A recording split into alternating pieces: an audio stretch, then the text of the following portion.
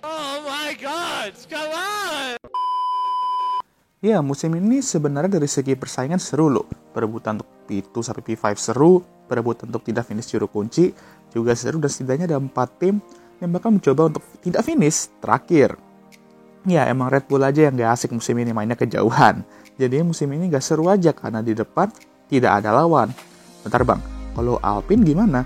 Ya, itu lagi. Itu mah on track kalem-kalem juga sih, kayak Red Bull. Gak ada lawan cuy mereka. Tapi off track ya internal mereka ya saling berlawanan.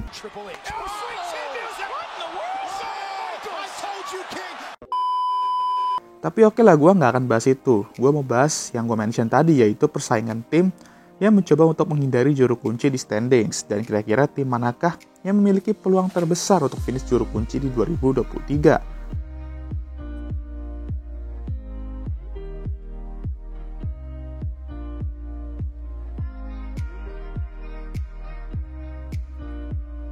Anyway, sorry banget, gue skip dulu ya bahas balapan nostalgia Mexican Grand Prix, karena gue mau bahas topik ini karena cukup menarik untuk dibahas. Jadi sorry ya guys ya, tapi tenang, nanti di Brazil bakal gue bahas lagi kok balapan nostalgia, dan polling juga akan terbuka kembali. Jadi slow.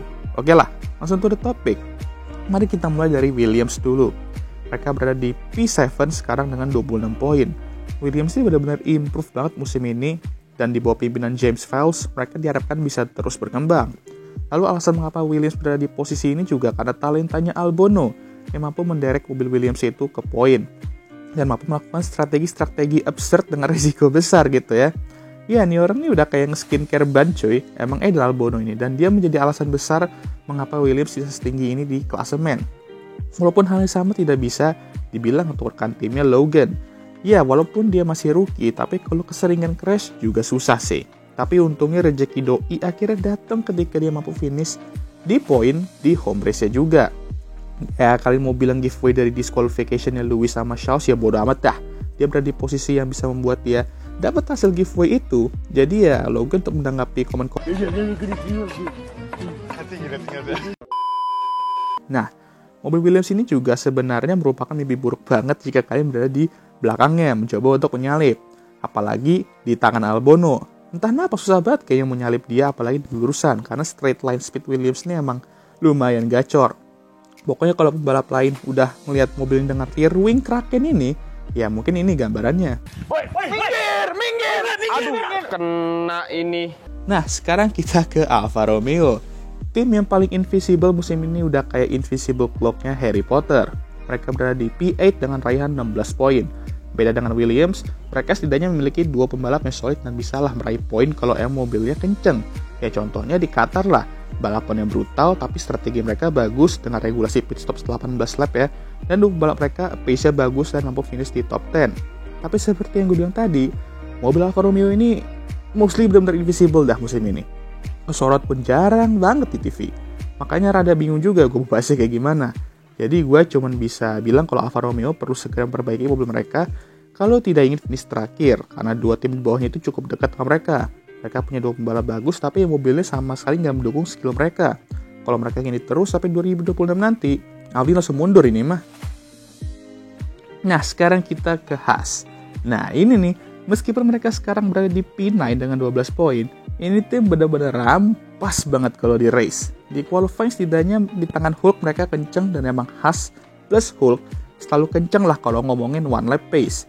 Tapi kalau race pace ya beda cerita lagi. Ditambah gue nggak tahu apa yang terjadi dengan K-Mag musim ini karena dia benar-benar kewalahan banget jika dibandingkan dengan Hulk, especially di qualifying, walaupun di race mendingan lah. Entahlah Haas ini kayak gimana ya kan. Baru balapan aja kayaknya bannya udah habis duluan gitu.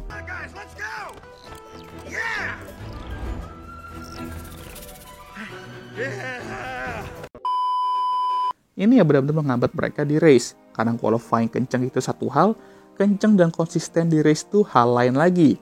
Kalau boleh jujur, hasil di Australia dengan kekacauan yang terjadi benar-benar bantu mereka berada di P9 sekarang. Karena kalau bukan karena itu, dan AlphaTauri juga memiliki 2 pembalap yang bagus ya, gue rasa mereka sekarang udah berada di juru kunci sekarang. Lalu yang aneh dari Haas ini kalau kita lihat dari pengalaman ya, mereka ini kalau bawa upgrade, entah kenapa bukannya maju ke depan, malah mundur ke belakang. Ya ngomong-ngomong soal upgrade, Haas ya, kita nanti akan melihat potensi sebenarnya itu di Meksiko. Karena kota kemarin itu adalah sprint week dan gak cukup waktu lah free practice yang mereka dapatkan untuk ngetes upgrade mereka apakah benar bekerja atau enggak. Nah, sekarang kita ke AlphaTauri. Mereka berada di juru kunci dengan raihan 10 poin. Ya, mereka memiliki 4 pembalap musim ini. Yuki mampu menderek mobil tersebut ke poin berapa kali saat mobil mereka tuh masih ampas banget. Dan bisa dibilang mobil terlewat musim ini ya.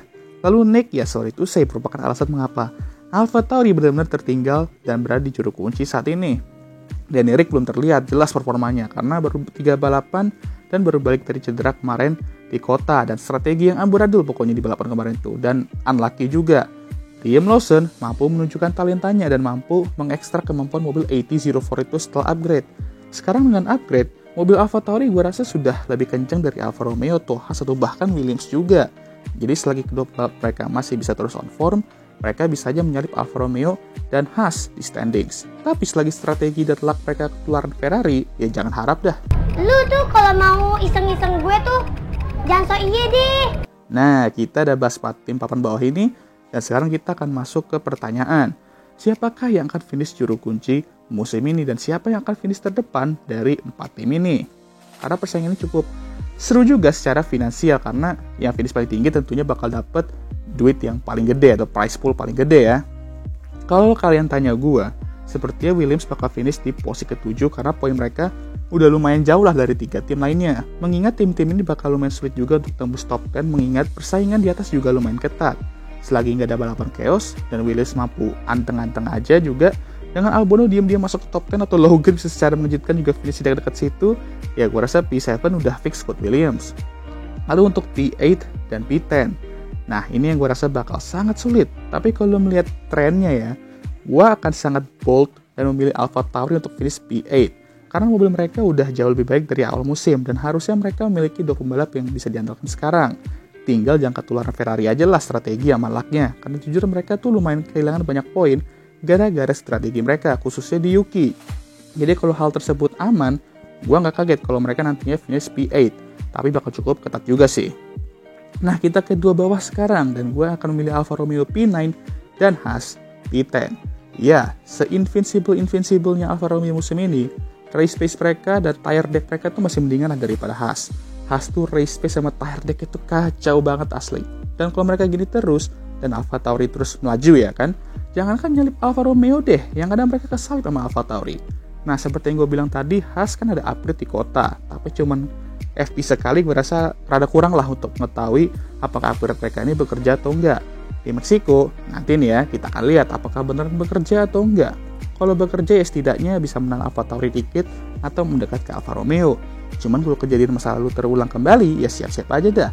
Bapak Gunter ditelepon terus sama Bapak Jin ya kan? Dan kalau Haas beneran finish juru kunci musim ini, kira-kira beginilah reaksi Mick Schumacher. Ya están aquí. Miren, bañador. Las chanclas. Todo despeinado porque no me dio tiempo nada ponerme las chanclas y el bañador. Voy a la playa, había subido la marea.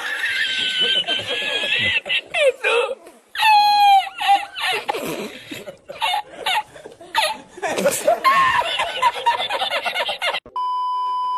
Oke lah, sekian video kali ini. Gimana menurut kalian? Siapa yang bakal finish posisi ke-7 sampai juru kunci musim ini? Inilah serunya persaingan papan bawah musim ini. Kadang nggak kelihatan siapa yang benar-benar terlelet musim ini. Jadi kayak kadang Haas terlelet, kadang Alfa Romeo terlelet, kadang Williams terlelet, dan kadang AlphaTauri terlelet. Jadi beda-beda cuy. Itu yang bikin seru.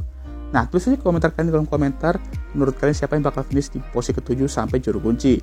Dan jangan lupa like, subscribe, dan share video ini. Dan jangan lupa juga untuk nyalakan notifikasi agar kalian semua tahu ketika gue ngupload video baru.